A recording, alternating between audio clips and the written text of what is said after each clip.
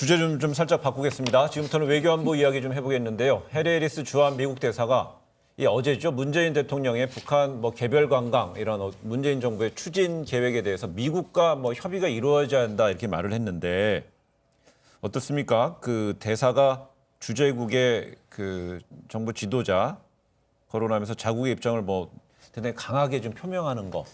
제가 군요. 40대 후반이거든요. 그러니까 제가 한 어릴 때부터 그래도 미국 대사하면 이렇게 쭉 기억이 80년대부터 좀 나는데 네. 우리가 한참 더 지금보다 좀 국력이 약해가지고 미국에 좀 많이 종속돼 있을 때부터 생각해봐도 네.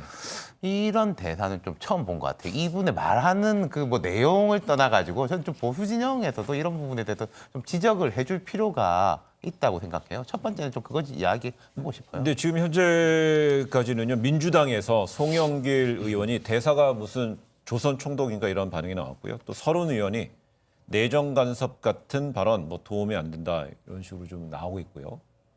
전반적으로 좀 아직까지는 아까쯤에 말한 대로 예. 그 보수 야권에서는 아직 안 나온 것 같아요. 저는 이거저거 떠나서 하나만 지적을 하겠는데요. 그러니까 이 자리에서 그러니까 문재인 대통령이 신년사를 발표한 그날 몇 시간 뒤에 그러니까 한 방송과 인터뷰에서 거의 그때도 말했죠. 뒤통수 치는 정면 반박성 발언을 대놓고 해버렸어요. 그다음에 이것도 마찬가지인 게 제가 이해가 안 되는 부분이 뭐냐면 강경화 외교부 장관이 미국에서 폼페이오 장관을 만난 다음 날 이도훈 한반도 평화교섭본부장이 비건 부장관 만나고 있을 때 이 얘기했어요. 네. 외신 기자 간담회 한다고 하면서 자 그러면 이게 만약에 미국 정부가 잘 짜여진 각본화에서 지금 역할 분담을 했다면 제가 할 말은 없겠으나 이게 과연 그렇게 지금 나올 수 있는 계제이고 타이밍이고 발언의 수위냐 이거는 지금 무시하는 것밖에 안 되는 거 아니냐 이렇게밖에 해석이 안 되는 거잖아요. 근데 그렇다면 지금 이상민 통일부 대변인은 대북 정책은 주권, 그러니까 지금 대한민국의 주권의 사안이라고 얘기한 것은 정부 여당 의원이 말한 것이 아니고 정부 통일부 해당 주요 주무부처인 통일부 대변인이 대북 정책은 주권 사안이라 이렇게 얘기했다는 거는 결국 청와대랑의 분명하게 교감이 이슈 나와야 되는 두 가지 얘기할 수 있을 것 같아요. 첫째는 물론 그 해리스 대사의 그 발언하는 방식, 타이밍 이런 것들이 적절하다고 생각하진 않아요. 예. 그럼 하나는 뭐냐면 그러나 우리가 뭔가 지금 북한도 전혀 지금 아주 냉소적이고 냉담한 반응, 심지어 비난 공세를 퍼붓고 있는데 일방적으로 지금 개별 관광 비자 그 발급받아서 북한에 그 여행 가는 거 허용하는 것이 어떠냐. 그 마중물 역할을 할 수 있으리라는 자체가 미국 정부에서 볼 때 사실은 또 북한에서 볼 때도 그거는 언발의 오줌 누기시기 때문에 받아들일 가능성이 별로 없다고 보이거든요. 예. 그런데 왜 혼자 앞서가느냐.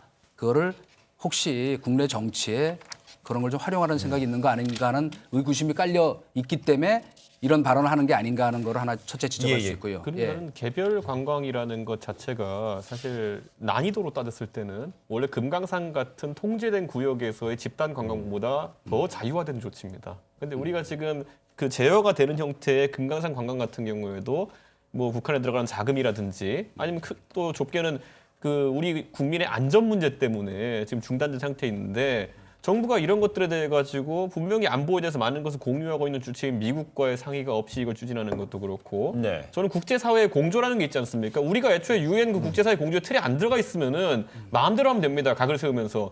근데 그 공조 틀이 뭐냐면은 자금줄에 대한 제어를 포함하고 있는데 사실상 그것보다 더 난이도가 높고 더 자유도가 높기 때문에 무슨 일이 생길지 모르는 이 제도에 대해 가지고 상의 없이 발표한다는 것은 우려스럽고 저는 이거 제가 허용된다면 진일보한 그 결과가 나올 거라는 건 저도 인정하지만은 그렇다면 그렇게 진짜 진지하다면은 더 협의를 설득을 시켜야죠 동맹국들을.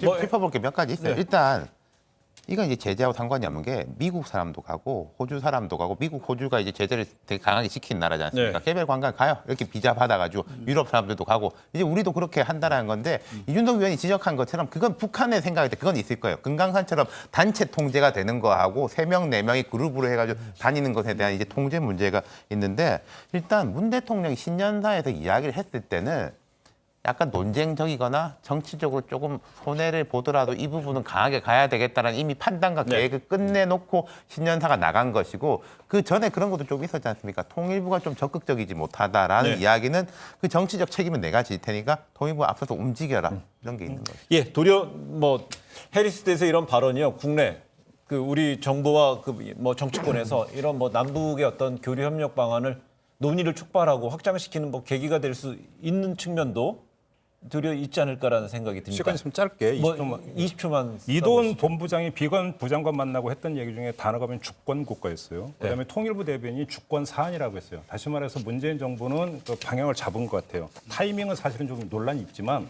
요즘만 좀 확인을 하겠습니다. 알겠습니다. 저도 10초만 하면 안 될까요? 예, 10초 쓰세요. 저는 이런 경우에 그러니까 형평성이 매우 중요하다고 생각해요. 과거도 아니죠. 얼마 전에 주한 중국 대사가 국내 국회의원들한테까지 전화해서 무리하게 사드 문제 압박하고 할 때 어디 지금 여당에서 한마디 무슨 국권 침해 이런 얘기 나온 적 없었어요. 왜 미국한테만 만만해요? 그러니까 알겠습니다. 그런 부분에서 그리고 한반도 문제는 국제 문제다. 이제 마지막 그 얘기를 하고 싶어요.